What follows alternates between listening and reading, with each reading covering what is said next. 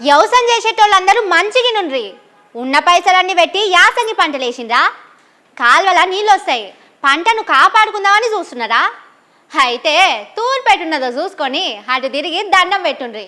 ఇది వరకు కూడా చెప్పిన, ఇప్పుడు చెప్తున్నా, మళ్ళా చెప్పలేదని నా మీద బదనం వేయొద్దు. గ్రౌండ్ వాటర్ గాని వర్షపాతం గాని ఆ 2022-23 దాని తర్వాత ఇప్పుడు చూస్తే గ్రౌండ్ వాటర్ విపరీతంగా పడిపోయింది. బోర్లకు నీళ్లు అందే పరిస్థితి లేదు. ఎక్కడ పడితే అక్కడ పంటలు ఎండిపోతున్నట్టుగా కొత్త బోర్లు వేస్తున్నారు. గ్రౌండ్ వాటరే లేనప్పుడు మీరు ఖర్చు పెట్టి బోర్లు వేసుకుంటే దానివల్ల ఉపయోగం లేదు.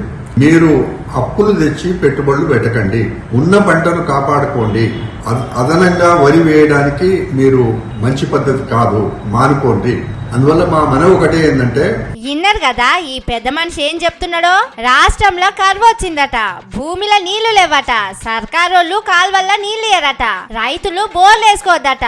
పాపం రేవంతన్ సారు మస్తు కష్టపడి చేయాల్సిన పని అంతా చేసిండట.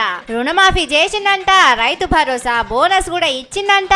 అయినా కూడా రాష్ట్రంలో నీళ్ల కరువు వచ్చి పరిశాన్ చేస్తున్నదట.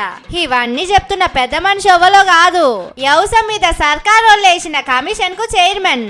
ఏడాది కింది దాకా లేని కరువు ఇప్పుడే ఎందుకు ఉరికొచ్చిందో, ఇప్పుడే రావాలని ఎందుకు అనిపించిందో. కానీ ఈ మాట ఎప్పుడు చెప్పాలనుల్లా సర్కారోళ్ళు యాసంగి పంటలేసుడు మొదలు పెట్టక ముందు చెప్పాలి. చెట్ల నీళ్ళన్నీ పోయి చెరువెనక పడ్డంగా చెప్తే ఫాయిదా ఏముంటది? సర్కారోళ్ళు పెట్టుబడి పైసలు ఇవ్వకుండా అప్పో సొప్పో చేసి పంటలేసిండ్రు. ఇప్పుడు నీళ్లు లేక ఎక్కడికక్కడ వరి చేనులు ఎండిపోతున్నాయి. సర్కారోళ్ళేమో సావు కబురు సల్లగా చెప్పినట్టు ఇప్పుడు సన్నాయి నొక్కులు నొక్కుతున్నారు. కానీ కాంగ్రెస్ వాళ్ళు వచ్చినాకనే నీళ్ల కరువు ఎందుకు వచ్చిందో ఏమోనుల్లా. పోయినేడు ఇట్లనే పంటలు ఎండిపోయినాయి. ముంగట యాసంగి వచ్చిందంటే వెనకటి లెక్కనే చేన్లు బీడు పెట్టుకునేడు అయితది కావచ్చు, వరి గట్టి కూడా అరిగోసే తప్పది కావచ్చు అని రైతులు మాట్లాడుకుంటున్నారు. కానీ ఇట్లా వెనకటి రోజులు తీసుకొస్తానని రేవంతన్ సారు ఓట్ల ముంగటనే చెప్పిండు. మనమే వినలేదని ఇంకొందరు రైతులు మాట్లాడుకుంటున్నారు.